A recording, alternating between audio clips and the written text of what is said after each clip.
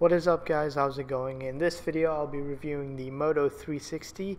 Now this device is available for purchase from TELUS, and I'm sorry guys, this is a very late review, but anyways, it's better late than never. First of all, let's go ahead and take a look at the hardware of the watch. Now on the right hand side, the device has a button which can be used to turn the display on and off. This same button can also be used to go into the settings menu when long pressed. Now the watch itself comes in black or silver. What I have here is the silver version with a gray band, and may I dare say this watch has the sexy appeal. It looks extremely nice. It's also built very well. Now the strap is something which I personally didn't like. It has some okay quality. It's just something that doesn't match my taste. You might have a different opinion. And on the back, the watch has a heart rate sensor. And speaking of the back, this watch also supports wireless charging. It also comes with a really nice charger on which you can dock it on, and your watch will turn into something like an alarm clock or something, or just a clock on its own that displays the time quite nicely. You can also drop this on a wireless charger and it'll start charging right away. Now the Moto 360 is packing a 1.56-inch LCD screen. It has a pixel per inch density of 205 with a resolution of 320 by 290 pixels, and the screen is Gorilla Glass 3, and it also has some decent viewing angles. It's obviously not the best screen out there, but it's pretty manageable and pretty nice. On the spec side of things, the watch is packing a TIO Map 3 chipset with 512 megabytes of RAM. It also has 4 gigs of internal storage, and on the software side of things, it's running Android Wear. Now the battery's capacity is 320 milliamp hours. It has a heart rate monitor, Bluetooth 4.0, and dual microphones for voice commands. It also has a stainless steel case with IP67 rating, which makes it dust and water resistant, and it weighs very light at 49 grams. Now Android Wear has been around for some time now, I'd say almost a year, and I've been using Android Wear for a long time, pretty much since when it launched on my G Watch, and it's more or less the same. It's basically a hub for all your notifications.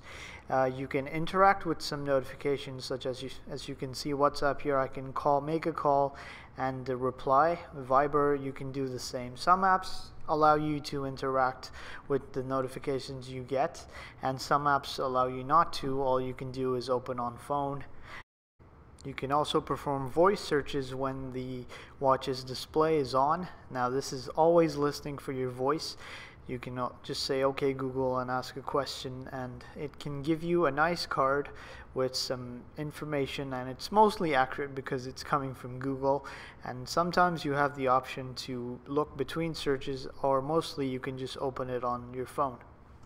There are some preset functions which you can do on the watch itself, such as go for a run or set a timer. Apps that are compatible with Android Wear also show up on the watch, so you can launch them with their quick actions as well. You can swipe to the right to dismiss notifications, and you can also swipe up and down to scroll between all your notifications, and they're all displayed quite nicely with a very nice looking background depending on how the app developer has set the app to look on Android Wear. You can also change the watch face by tapping on the home screen, and well, what can I say? A lot of watch faces are made available for the Moto 360 due to its popularity among Android enthusiasts, and it just looks a lot better. Many watch faces look a lot better when compared to something like the G Watch. They just look more natural. That circular form factor just makes this device look so much better than the normal square face smartwatch that we're all used to. Now you obviously need the Android Wear app installed on your phone, and as you can see, there are a bunch of things you can do. You can keep the screen always on. You can set some apps to not notify you. You can also change the watch face. Now speaking of watch face, the Motorola Connect app is actually available. with the Moto 360, and that is great for personalization, and you can personalize pretty much all the watch face that comes with the stock Moto 360. I'm talking about the stock watch faces that come with the device, not ones that you can also download through the Play Store. The watch faces actually change pretty much instantly anytime you make a change on your phone, so that's a really nice touch, and I like the way it happens more or less right away whenever you make that change. Now, in terms of apps, a lot of apps are catching up and jumping on the Android Wear bandwagon, apps such as WhatsApp, Viber, and Facebook, and gradually we're seeing a lot more Android Wear apps. It's happening very fast, and that's something that I like a lot, so hopefully we'll see a lot more support for Android Wear down the road.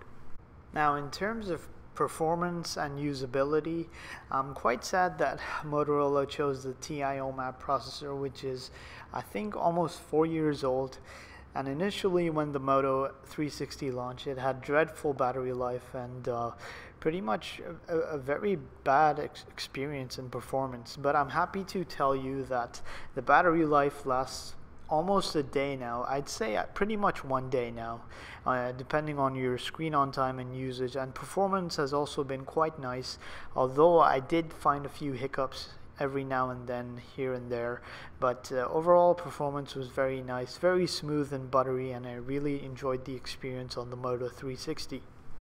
Here are some battery stats for you. As you can see, it's been on for almost 19 hours and it's still at 21%, so that can pretty much give you the idea of how much you can use this and how long you can use it for.